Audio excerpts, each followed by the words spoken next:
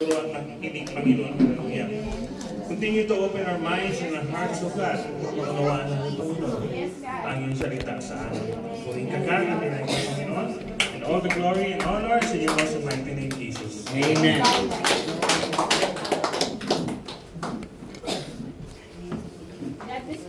Amen. Ang title po, mga kapatid, is Contending for the Faith. Ano ba yung sabihin ng contending? Content.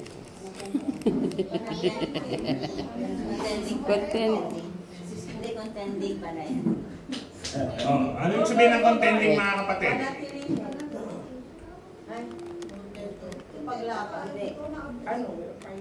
Pag may boksingero, mga kapatid, may anong kalaban ng champion? Permission. Ang kalaban ng boksingerong champion, mga kapatid, ang tawag doon, contender. Siya ang contender. Ano bang ginagawa ng contender, mga kapatid? Kailangan maipanalo niya yung laban, mga kapatid. Kasi may aim siya, mga kapatid, to get the crown. Amen? Hallelujah. Now, mga kapatid, likewise, amen? Pag sinabing content, mga kapatid, ibig sabihin, meron kang struggle, meron kang laban, mga kapatid. Amen? Hallelujah. So, mga kapatid, sa ating pananampalataya, mga kapatid, meron tayong laban din. Amen? Araw-araw, mga kapatid, lumalaban tayo, mga kapatid. Amen? So, when you contend, mga kapatid, hindi ka lang tumidepensa. Umuopensa ka rin, mga kapatid. You have to fight, mga kapatid. Amen? So, mga kapatid, slide. Hello. Ito pa, mga kapatid, ang ating lesson outline. Okay? Meron tayong ang characteristic ng apostates, judgment of apostate, and response to apostasy, mga kapatid. Amen. Ang key verse natin, mga kapatid, hallelujah, sa Jude 3, mga kapatid. Amen. Hallelujah. Sabi nito, beloved, when I gave all diligence to write unto you of the common salvation, it was needfully for me to write unto you and exhort you that you should earnestly contend for the faith which was once delivered unto the saints, mga kapatid. Hallelujah. Yan po ang ating scripture setting, mga kapatid. Dadaanan po natin mamaya yan. Okay. Ang una, mga kapatid, yung characteristic of apostates, mga kapatid. Amen. Awareness of the characteristic of apostates help us to recognize the spirit of apostasy. We can guard against the deception, but more importantly, we can guard against apostasy. And improper attitudes forming in us. There are spirits and attitudes that will lead a person into apostasy when left unchanged. Note, mga kapatid, ang sabi, there are spirits and attitudes. Hallelujah, praise the Lord. Okay, next. There are 5 characteristics of apostates, mga kapatid, which follow the outline of this part, mga kapatid, lesson are given to this transparency, mga kapatid. Display it as you cover this part of the lesson, mga kapatid, pag-usapan natin, mga kapatid. And as we caution the people of certain dangers that they may encounter by ones who do not really love the cause of God. First, ano ba ibig sabihin ng apostates?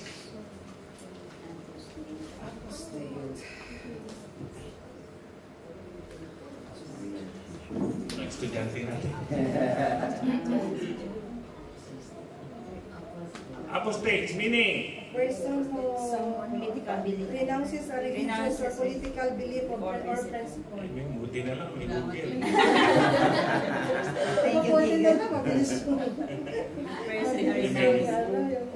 So it comes from the word apostasy. Amen. Ito yung pagdi-denounce, pagtalikod, pagdi-deny, mga kapatid, no, ng pananampalataya, mga kapatid. Amen? Hallelujah.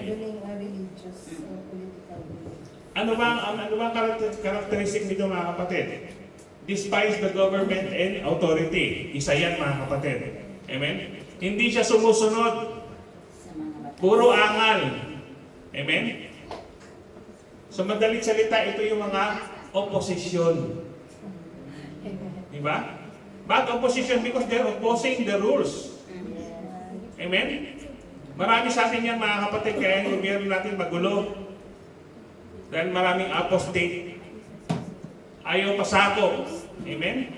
Imbis na tulungan ng gobyerno, nilalabanan pa yung gobyerno, mga kapatid. Imbis na mapagaang ang buhay, lalo pang pinabibigat, mga kapatid. These are unruly persons, mga kapatid. Mahirap sila ituwid.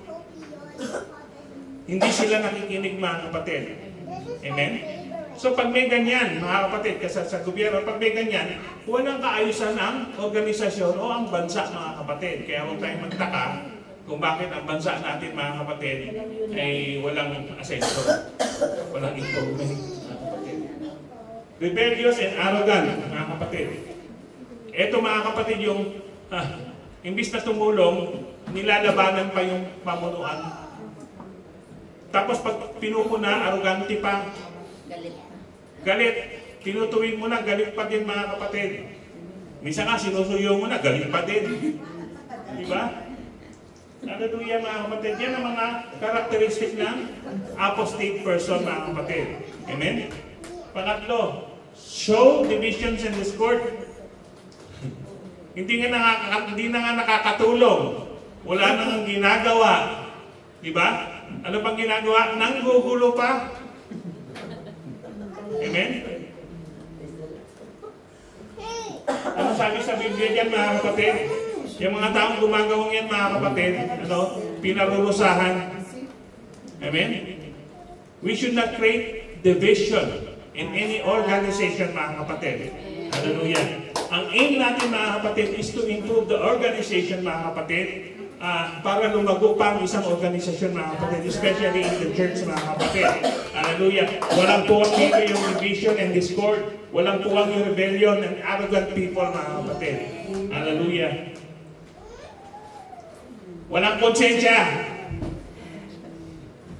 Diba? Bakit walang konsensya, mga kapatid? Wala siyang iniisip, sarili niya lang. Wala siyang pakialam kung mapahamak ng kapatid. Wala siyang pakialam kung bumagsak man yung church, magsara man yung church. Wala siyang pakialam, mga kapatid. Basta ma-express niya lang yung sarili niyang opinion, yung sarili niyang kagustuhan, mga kapatid. So, ang taong ito, mga kapatid, makasarili, mga kapatid. Wala siyang pakailam kahit kanino, mga kapatid. And lastly, have no love for the truth. Amen? Katotohanan na nga yung sinabi sa kanya, hindi pa naniniwala, mga kapatid. Meron siyang sariling opinion sa isip niya, mga kapatid. Sinabi na sa Biblia, okay? Unless a man be born of water and of the Spirit, he cannot enter into the kingdom of God. Hindi pa rin naniniwala. Ano pang ibibigay mo dyan? Di ba? Amen? Ang sabi ng Biblia, you will know the truth and the truth shall set you free, mga kapatid. So kung hindi ka tumatanggap ng katotohanan, mga kapatid, nakabilanggo ka pa rin sa sarili mong kaisipan, mga kapatid. Amen? Wala ka sa katotohanan, mga kapatid. Hallelujah. Ito yung tao, mga kapatid, na pinasisinungalingan, mga kapatid. Bawat salita. Amen? Wala siyang gagawin, mga kapatid, kundi sawatahin, mga kapatid, kung ano man yung itinuturo kagandahan sa bawat isa, mga kapatid. Amen? Hallelujah. So ito, mga kapatid, una, despise, rebellion, division, and discord, no conscience, and no love of the truth, mga kapatid. Hallelujah. So ngayon, alam niyo na kung sino yung apostate. Amen. Amen? So, diretso pa tayo, mga kapatid. Next slide. Hallelujah. Ang sabi ng Biblia, mga kapatid, amen, hindi lang tao ang may kasalanan. Hindi lang tao ang nagre-rebelde. Even the angels. Amen? So, ang sabi rito, mga kapatid, the first judgment of God which we have knowledge occurred in the spirit world. Before the creation of mankind in the heavens, one of the chief angels allowed pride to destroy him. Sino yan? Si Lucy. Diba? Hirap yung pangalang Lucy. Son of the morning was described in Ezekiel chapter 28, 12 to 19 as anointed cherub, mga kapatid. Sino ba si Lucifer, mga kapatid? He was an anointed. Siya na yung kanang kamay ng Panginoon, mga kapatid. He has good looks. Amen? Magandang boses. Magaling tumugtog. He's a great musician, mga kapatid. No? Na kinagigiliwan ng Panginoon, mga kapatid. Kaya pag kumakanta tayo, mga kapatid, amen? Kinagigiliwan tayo ng Panginoon. Amen? Huwag mo nang pansinin yung boses. Importante kumakanta tayo, mga kapatid. So, sabi nga, perfect and beauty, renowned of his brightness and wisdom. But pride in his own beauty causes her to be lifted up, and iniquity and sin stain the angelic world, mga kapatid.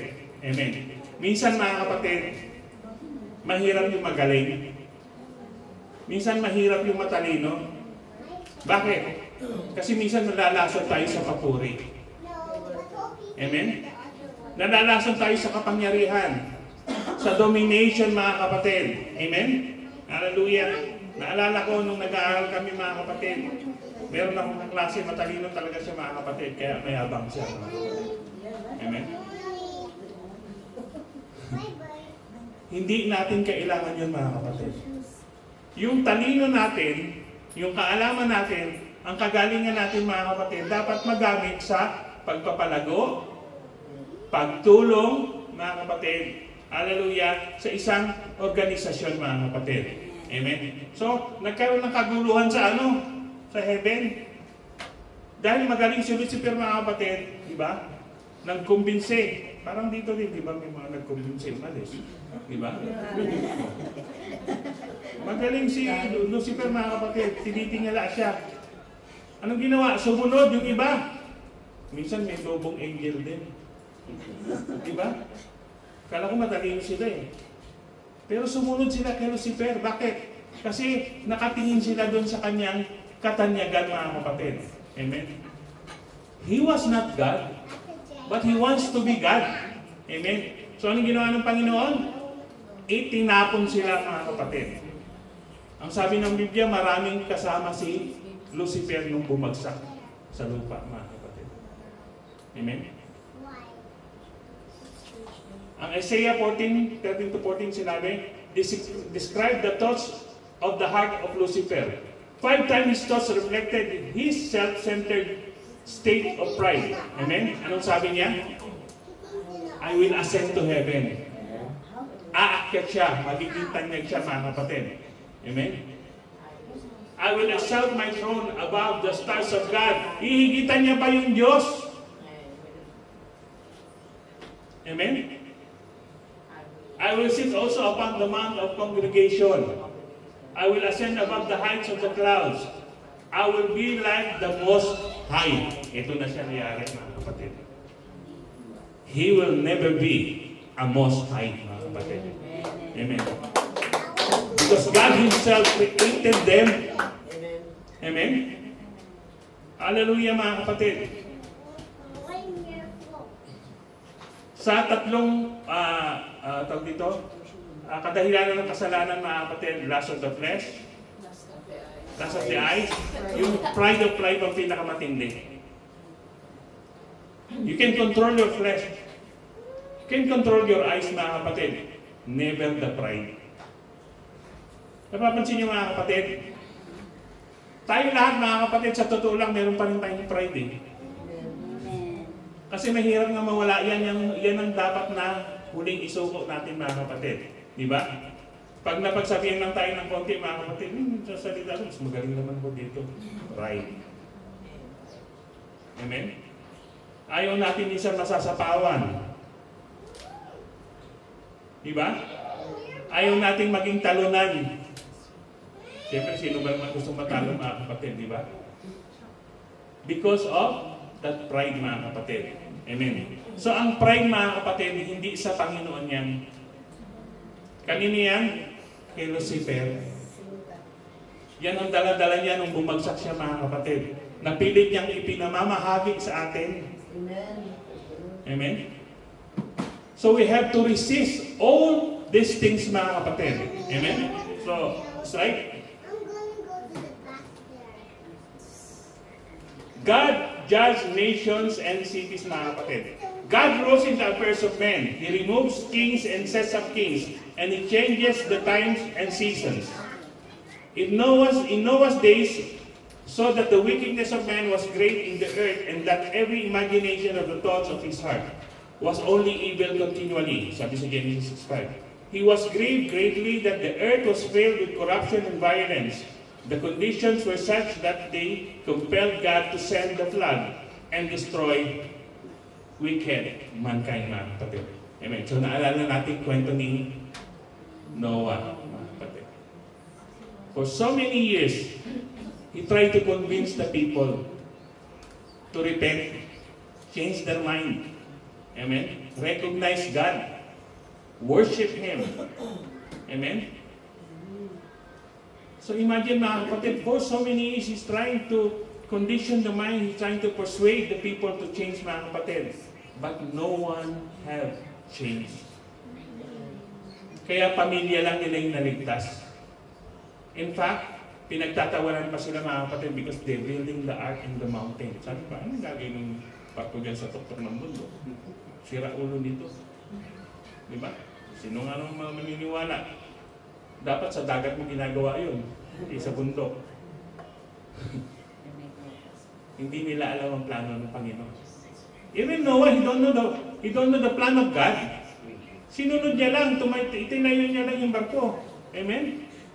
Later on, he knows why the boat is in the mountain.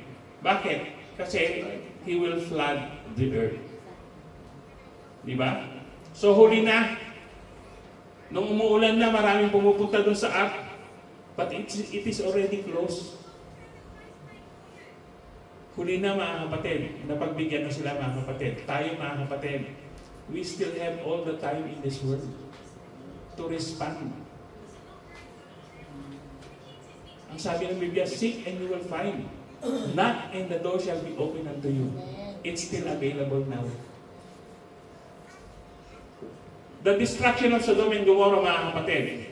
Not only did God judge the sins of Sodom and Gomorrah, but He also will judge the sins of this day.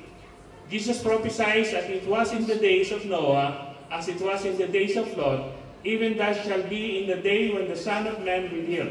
The sins that plague Sodom are rampant still today.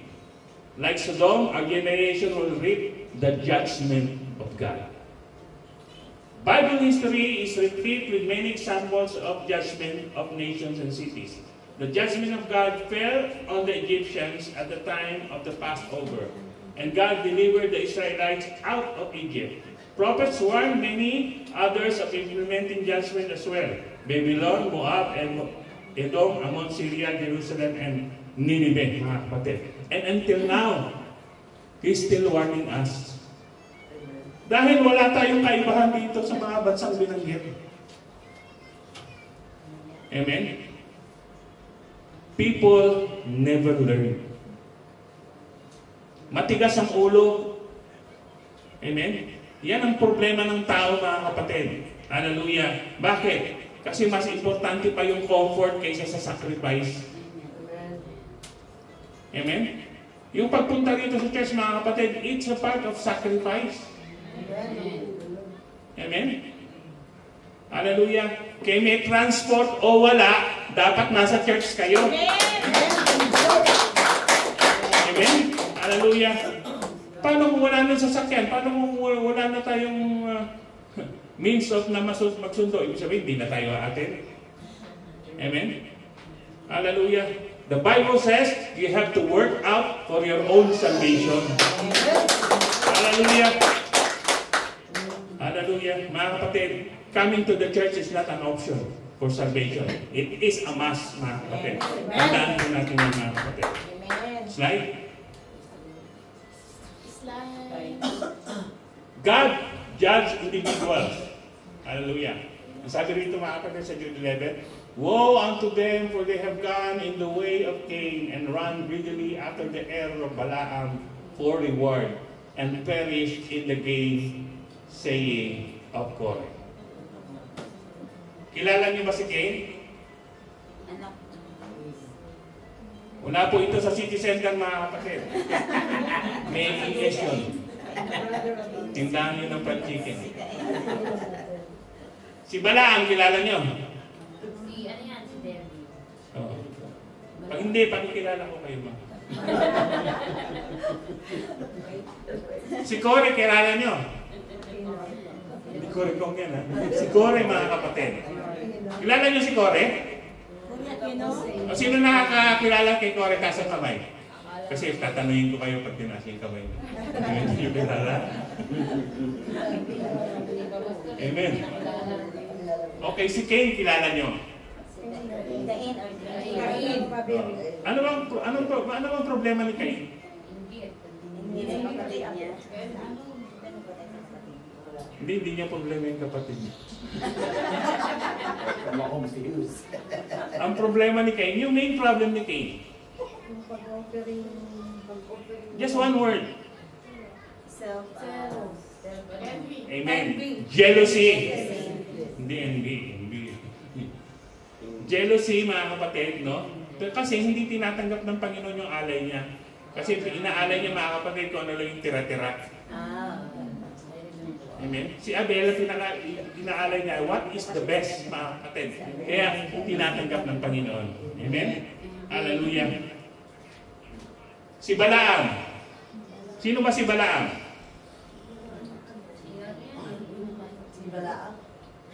Ay, take note niyo yan ha. Basahin niyo pag umuwi kayo. Tignan niyo si Balaam. Mamaya masalubong niyo, hindi niyo kilala. Si Balaam mga kapatid, he is? Hindi niyo nga pala kilala. Sorry. He is a prophet. Propeta tong si Balaam mga kapatid. By the king by Mog and Balak. Of course. Nung panahon niyo mga kapatid, ang hari si Balak. Masama yung Balak talaga nito mga kapatid. Alam niyo kung bakit? Kasi gusto niya sirain ang Israel. He wants to destroy Israel. Amen.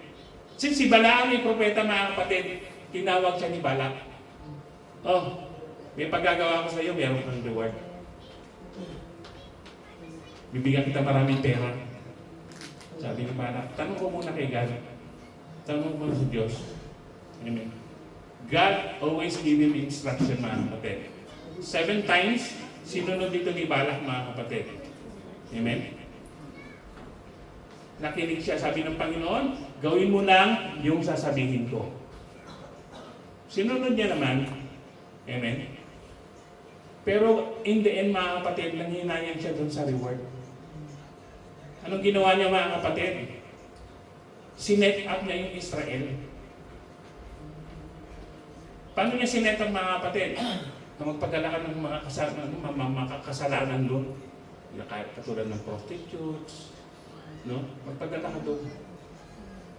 Kaya anong ito ang sumira sa Israel mga kapatid? At dahil nga ang tao weak mga kapatid, nagtagumpay sila sa Balak na yun mga kapatid. Amen? Na pinagsisihan itong si Balak mga kapatid. Bakit? Because in the end, siya yung naparusahan mga kapatid. Amen? Si Kore. Yan. Nakita niya si Kore kung sino si Kore? Sino yan? Sister Princess. Nag-rebel siya during the time of Aaron and Moses. Amen. Si Kore mga kapatid, habang si Moses nasa bundok, okay, anong ginawa niya? Kinumbinsin niya yung mga tao, ay walang mangyayari dyan. Kita mo, hindi na tayo dito, hirap na hirap tayo. Mabuti pa, sumamba na lang tayo dun sa Diyos na alam natin. So they gathered the gold, bobo rin sila eh. Kung binintin na yung gold, may pera pa sila. They gathered the gold, they made the golden calf. Amen? At yun ang sinamba nila mga kapatid. Kaya pagdating ni Moses, amen, naibato niya yung 10 Commandments. Amen? Kaya nabasag yun sa galit mga kapatid. Hallelujah. At sinabi ni Moses, kung sino yung naniniwala dito, yung hindi doon kay Kore. So iba pumunta kay Moses, iba pumunta kay Kore. Anong pagkatapos nun? Kung saan sila nakatayo mga kapatid, bumuka yung lupa, kinain sila mga kapatid. Amen. Kaya simula nun, natakot yung mga tao mga kapatid. Amen. Hallelujah. So mga kapatid, like them, we will also be judged. Amen. Mapalad tayo mga kapatid kasi hindi ura-ura yung judgment sa atin. Bakit kaya? Any reason? Alam niyo si niya sa Sapira, di ba? On the spot. They died. Bakit? Inumit nila yung kaloob nila sa Panginoon. Amen. Pero sa atin hindi nangyayari yun, di ba? Bakit? Kahit hindi ka na nga nagbibigay ng igapo, ng offering, mga kapatid, buhay ka pa rin, kumakain ka nga tayo, di ba? Bakit? Amen. Nasa ilalim tayo ng grasya o habag ng Panginoon. Amen. We are under the grace of God. Di ba? Pero hindi sapat yun mga kapatid to encourage you na magkasala at magkulang sa serbisyo sa Panginoon mga kapatid. Bakit? We will be judged. Alam niyo. So Aaron's rod that budded was placed in the Ark of the Covenant as a perpetual reminder that the ministry is ordained of God and should be highly esteemed and respected mga kapatid. Hallelujah. Even the ministry mga kapatid, dapat irespeto natin mga kapatid because it is ordained by God. Amen? Hallelujah. Hindi tayo pwedeng magrebelde na lang mga kapatid. Especially dun sa pamunuan mga kapatid na wala namang ginagawang masama, nagrebelde ka pa. Amen. Praise the Lord. Diba? That means you are deceived by Satan mga kapatid. Hallelujah. Kaya nga mga kapatid, minsan yung isip natin mga kapatid, minsan lagi natin ilalapit yan sa Panginoon. Na pati isip natin baguhin. Amen. Diba? Kung minsan mga kapatid, naiisip mo mga kapatid na yung kaisipan mo mga kapatid ay hindi umaakma doon sa pananampalataya mga kapatid, seek help from God. Amen? Kasi hindi mo yan mababago mga kapatid. Amen. Kailangan natin ng tulong ng Espiritu ng Panginoon mga kapatid. Hallelujah.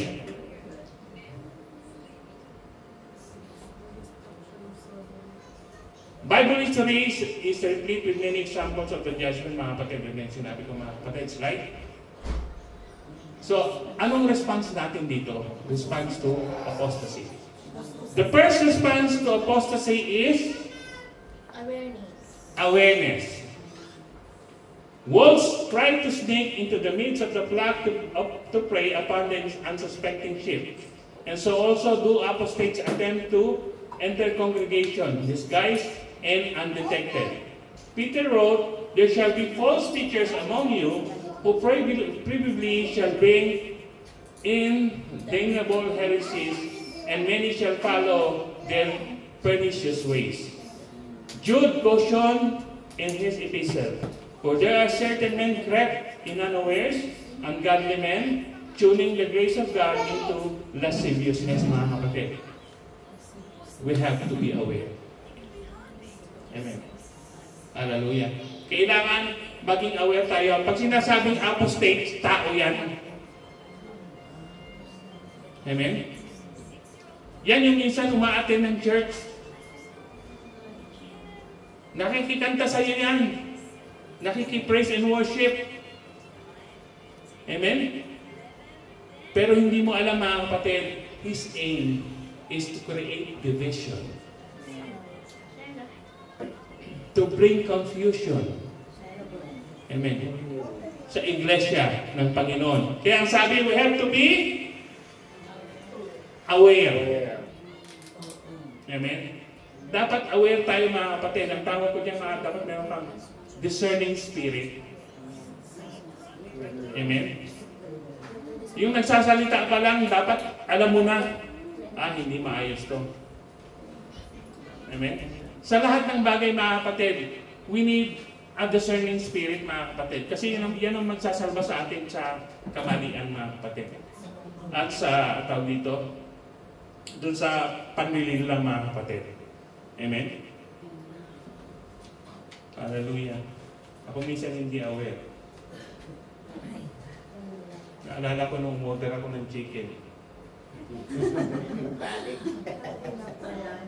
Nananahimik ako mga kapatid sa computer. Pero gutom na ako mga kapatid. Nag-message sa asawa ko. Ito mura sila. Dahil sa gutom ko mga kapatid na wala na yung awareness. Amen. Amen. Buti na lang binigyan pa rin akong wisdom ng Panginoon. Nung 2 beses ko na pagdala yung OTP, nag-alinlangan ako, tinig ko pa agad yung account ko. Nakita ko may bumabawas mga kapatid. Kaya immediately, pinasara ko yung card ko mga kapatid. Amen. After that, nagtatry pa rin yung mga yun para bawasan. Hindi na sila makabawas sa ramo. Amen. So mga kapatid, importante yung mga kapatid, lagi tayong aware sa mga nangyayari mga kapatid. Amen. Kaya ngayon, maski legal, natatakot na ako mag-order. Natatakot na ako mga kapatid. So lagi tayong aware sa nangyayari, hindi lang sa mga tao, maging sa kapaligiran natin mga kapatid. Amen? Alam mo na yung lugar na yun, wala sa ayos. Alam mo na yung lugar na yun, hindi maganda. Huwag ka nang pumunta doon. Di ba? Minsan tayo mga kapatid, alam ko minsan may mga kaibigan tayo mga kapatid. Minsan naiayaya tayo mga kapatid. Tignan mo rin yung sinasamahan mo kahit kaibigan mo pa yan. Amen. Di ba? May kapatiran tayo mga kapatid, bumisita lang, ayun, nasa Pilipinas na. Nasama sa raid. Di ba? Wala siyang alam eh. Kala niya, party-party lang yun. Di ba?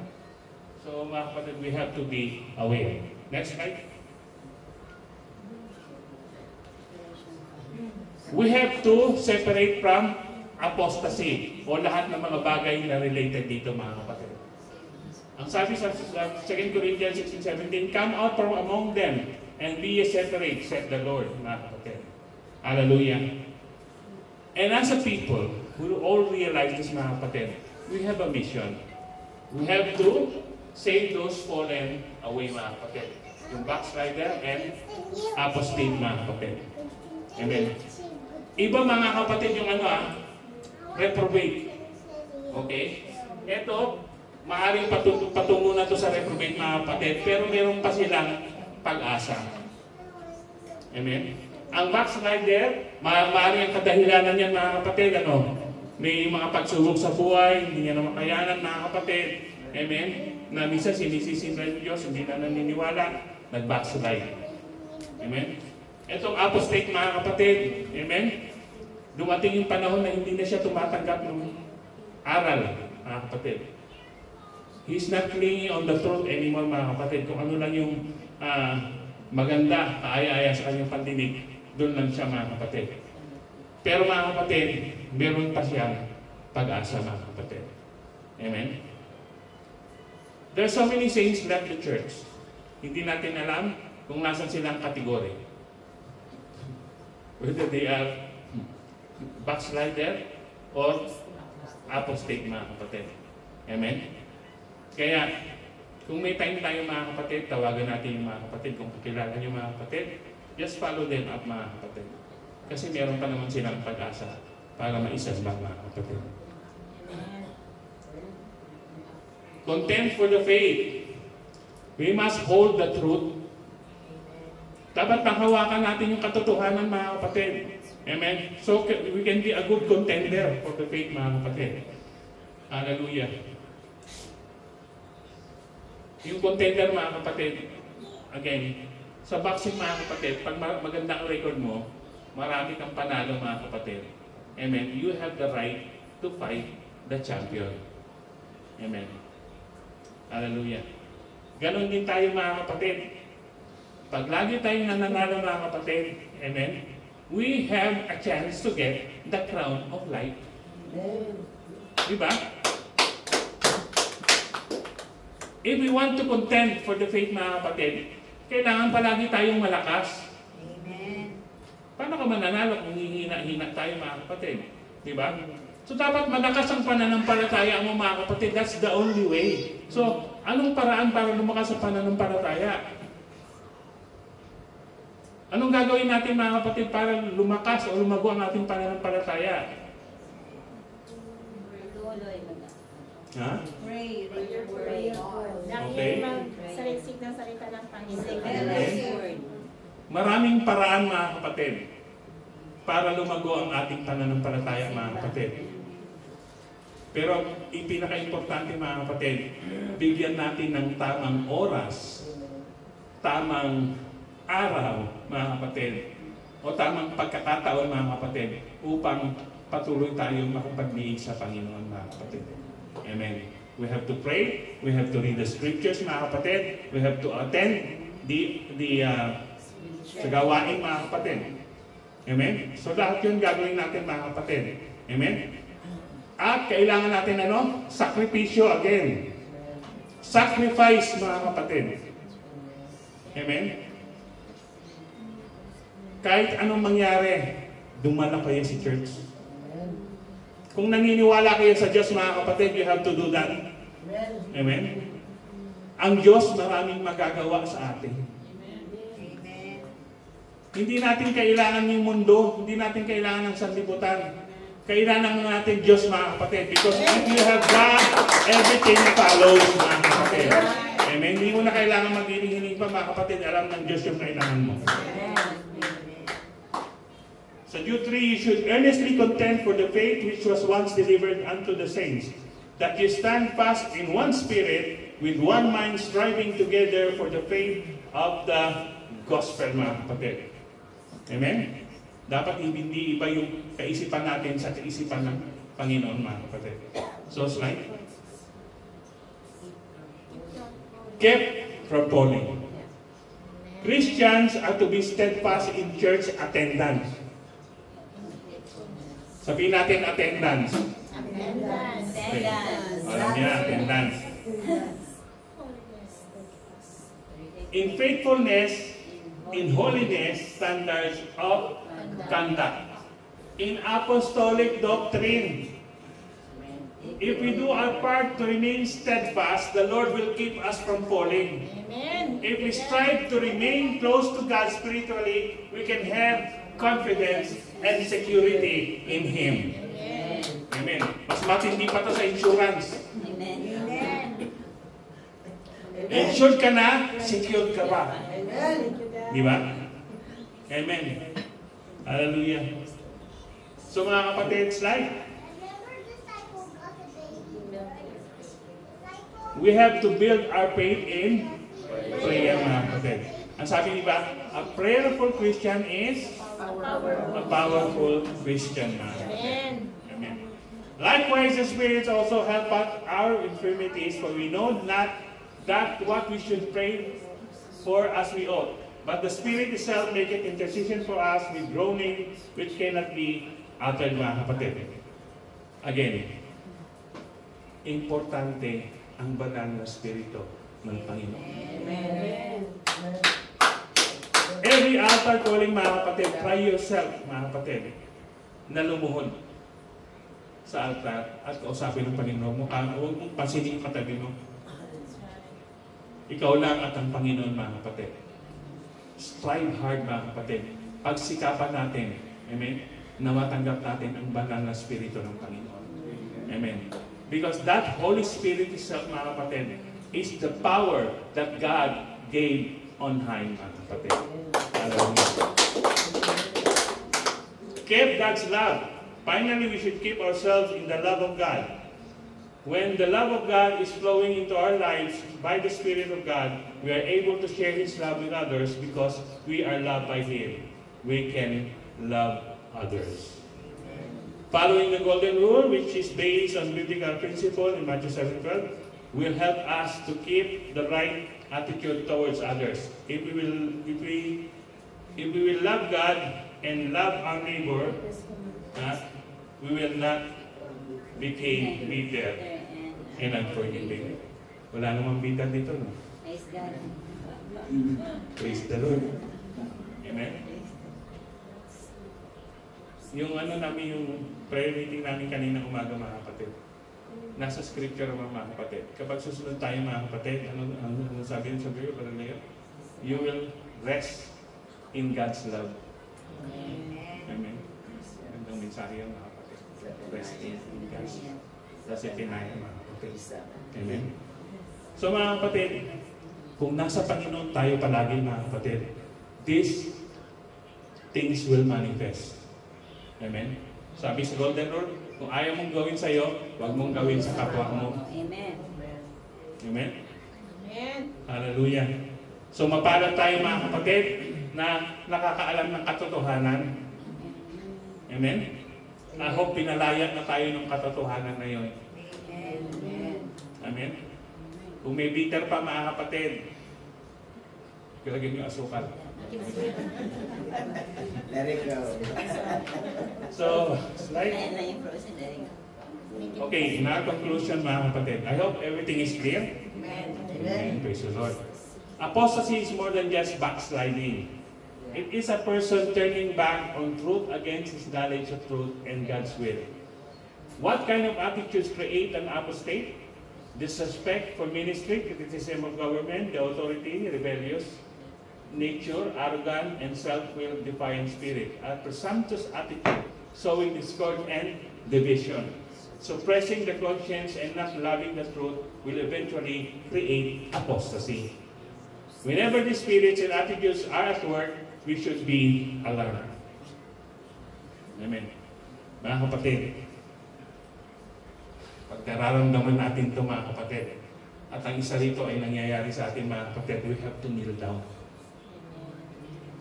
Amen. Again, palagi ko sinasabi mga kapatid, alam ko namang hindi tayo perfecto mga kapatid. Magkakamali tayo along the way mga kapatid. Amen. Pero hindi na naman tayo mananatiling nakalugmok mga kapatid. We have to stand up and continue. Amen. May mga bagay mga kapatid na napakahirap mga kapatid, lalo na baguhin sa sarili natin mga kapatid. Kasi pinipilit mong magbago ng ikaw lang. You will never change.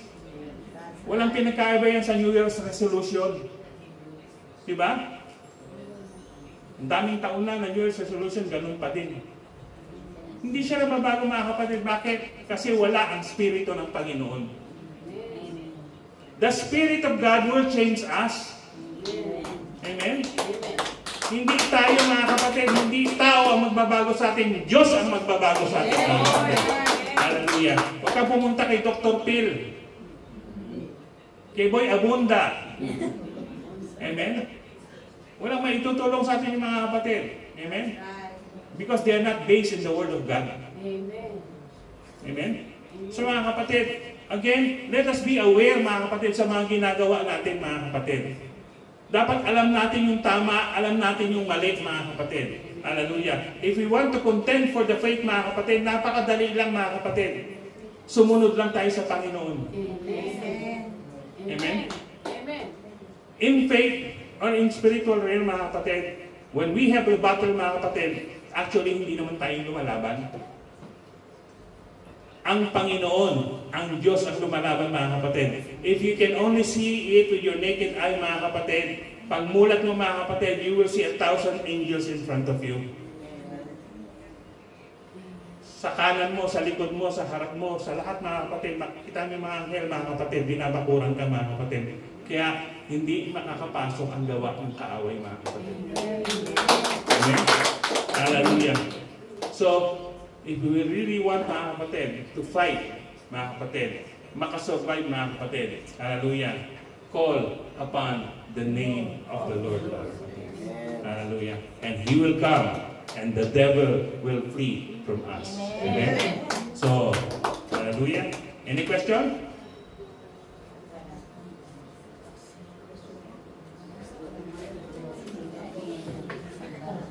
Maliwanag ba? Sorry. Kain. So, kilala niyo na si Gore. Good. Si Balaam, kilala niyo na. Pero basahin niyo pa rin maganda yung story ni Balaam, mga kapatid. Basahin niyo, mga kapatid. Kasi itong si Cain, elementary pa lang, alam mo na yun. Diba? So, maraming salamat.